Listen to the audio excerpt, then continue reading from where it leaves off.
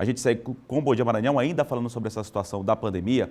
Aqui na capital São Luís, a taxa de ocupação de leitos de UTI para tratamento exclusivo da Covid-19 está em torno de 90%, um índice bastante elevado.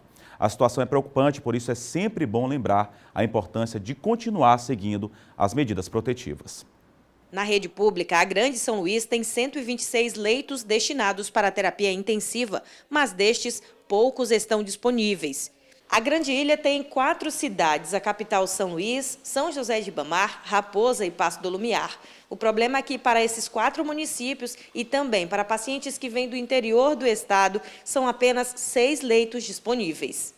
A rede particular segue o mesmo padrão. O boletim mais recente aponta a ocupação de 100% em 2 hospitais e de 95% em outro. Em alguns destes, os leitos de enfermaria também estão perto da lotação máxima. Para esse especialista, a situação está diretamente ligada ao comportamento social. Muitos abandonaram as medidas sanitárias, situação que reflete nos números. Já distanciarem um pouco das medidas sanitárias, buscando uma melhor saúde mental, ou então mesmo buscando aí outras condições de festividades e relações sociais, né? Então a gente realmente percebeu essa mudança de comportamento.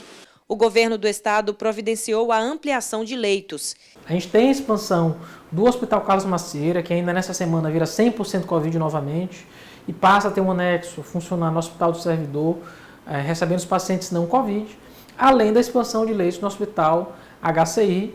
Mesmo com a ampliação de leitos, redobrar cuidados e continuar disciplinado nas questões sanitárias continua sendo o melhor caminho. Como o uso de máscaras, como estamos fazendo agora, lavagem, asepsia das mãos, os materiais que você introduz na sua residência, o isolamento físico, né? A gente brinca que o isolamento social é muito drástico, né? As redes sociais estão aí, a internet está aí para manter as pessoas unidas mesmo nessa condição diferente.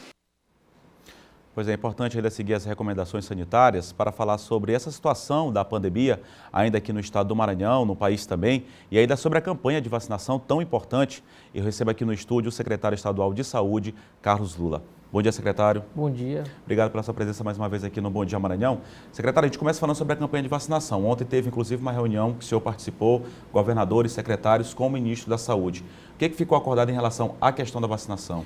Foi uma reunião muito proveitosa. Pela primeira vez, o Ministério tentou entregar um cronograma até o final do ano, né, de recebimento de doses por mês. Se esse cronograma for seguido, a gente consegue vacinar todo mundo até o final do ano. Então, o nosso desejo é que, de fato, o Ministério consiga seguir esse cronograma. Isso 70% ou 100% da população? A gente teria dose para 100% da população, mas a gente sabe que parte da população não vacina. Então, menor de 18 anos não vacina, gestante não vacina, lactante não vacina, porque não houve teste das vacinas nesse grupo específico. Então, ninguém está vacinando, né, nesses grupos no mundo inteiro. Tá? Mas se a gente consegue imunizar 70% da sociedade, a gente consegue controlar bem a doença. Se a gente seguir esse cronograma, a gente teria mais 11 milhões de doses só agora em fevereiro, mais de 50 milhões de doses já no mês de março. Aí a gente conseguiria evoluir bem no processo de vacinação. Secretária, a campanha aí, infelizmente, pode paralisar por falta de doses da vacina em alguns municípios, não só aqui no Maranhão, mas no Brasil, estão passando por esse tipo de problema. Foi discutido algo em relação a isso, para a campanha não paralisar, um momento tão importante como esse, que a campanha já teve início?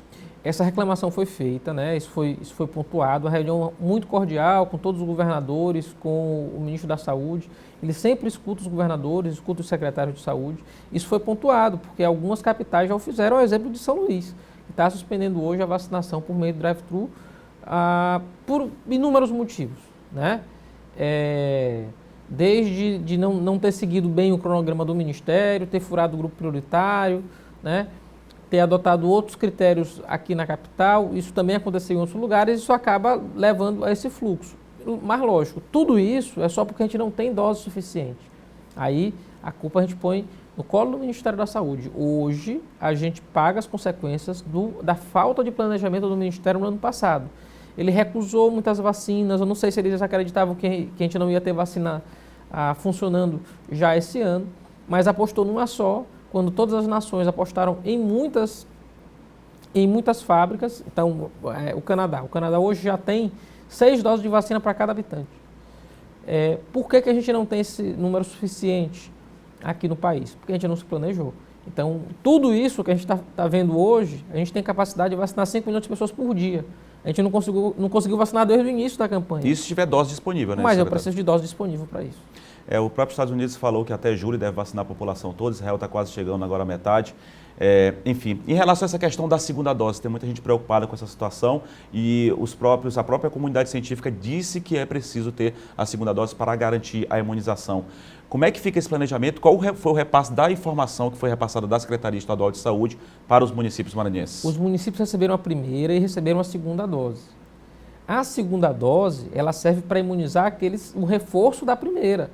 Não é para eu estar vacinando mais gente, tentando fazer uma corrida desenfreada para estar dizendo que está vacinando mais pessoas. Eu vou estar enganando as pessoas. A vacina, a Coronavac, por exemplo, ela vai ter sua eficácia a partir da segunda dose, pelo menos 3 semanas depois da aplicação da segunda dose.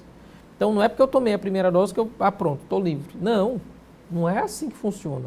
Então, tem de cobrar da prefeitura, é você que tomou sua primeira dose, você tem direito de tomar a segunda dose. E o ideal é que quando você tome a primeira, você já saia com a data de previsão para tomar a segunda dose. Porque senão a gente vai estar desperdiçando vacina, a gente vai estar desperdiçando dose de vacina. Não adianta eu tomar só uma dose da vacina, eu tenho de tomar as 2 doses. Secretário, só para confirmar, nesse final de semana já é possibilidade de ter mais doses aqui no estado? Como é que ficou essa situação? Não, ficou de na semana que vem, eles não informaram a data de maneira precisa, mas de na semana que vem ter a distribuição aí de entre 4 e 5 milhões de doses pro país. Entre 4 e 5 milhões de doses pro país. Também não fecharam data. Que é muito pouco ainda, né, secretário? Para o país inteiro. É muito pouco. Secretário, eu queria falar agora sobre a ocupação de leitos. Como é que está essa situação? A gente teve uma baixa agora, inclusive eu queria que o senhor já falasse sobre a questão do carnaval, que foi fundamental. Não teve carnaval, foi cancelado e a gente percebeu, inclusive, uma redução. Agora, por exemplo, nos leitos de UTI, que ultrapassava os 90%, deu uma diminuída. Então, quer dizer que as pessoas se comportaram, seguiram as recomendações, o que foi super importante, não é isso? A gente vai sentir os efeitos do carnaval mais precisamente na semana que vem, né? Mais do que precisamente nessa semana, mas já ajudou bastante.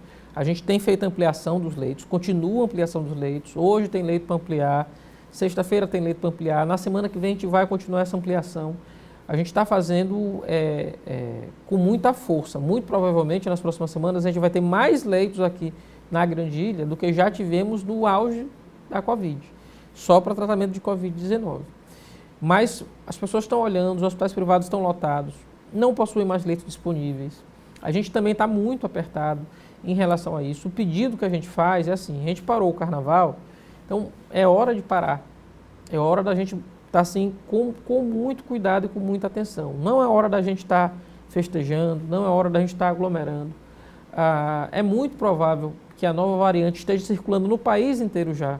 Ela é mais transmissível. Então, isso pode acarretar um problema terrível.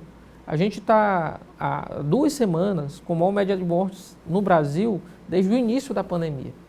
Então, não é para a gente estar achando que, não, acabou. Pelo contrário, né, secretário? Pelos números, pelo contrário, está mais grave, muito pelo contrário, a gente está numa fase mais aguda da doença, no estado e no país. Em relação a essa questão de leitos, então, o que está previsto aí para os próximos dias, secretário? A gente ontem ampliou 10 leitos de UTI no Hospital Carlos Macieira. Hoje a gente vai completar a transferência de 54 pacientes do Macieira para o Hospital do Servidor. E aí a gente vai ganhar o Macieira de novo, todo ele voltado só para tratamento da Covid-19. A gente ganha amanhã também expansão de leitos no Hospital HCI. Além dos leitos que a gente está fazendo, a gente deve ganhar mais lá 90 leitos, a gente está em obra, a gente já deve, na próxima semana, já estar ocupando parte desses leitos, exatamente para que a gente tenha condição de dar essa resposta. A gente meio que estabilizou o número de casos por dia, então essa parada do carnaval ajudou muito, mas a gente estabilizou com um número muito alto. A gente tem um número muito alto de entrada de pacientes todos os dias, seja para enfermaria, seja para leito de UTI. E o que é mais preocupante, dessa vez, não só pacientes idosos, como era nosso público em 2020, mas muita gente aí na faixa dos 31 aos 50 anos, que era o adulto jovem, que era uma população que não adoeceu na primeira onda, não adoeceu de maneira tão grave na primeira onda. Secretário, eu gostaria de agradecer a sua participação. Sempre que possível, venha aqui para repassar mais informações a respeito desse assunto que é tão delicado ainda em todo o país, que a gente precisa estar bem informado. Obrigado pela sua presença, secretário. Eu que agradeço. Conversamos aqui com o secretário estadual de Saúde e presidente do Conselho Nacional de Secretários de Saúde do país, Carlos Lula.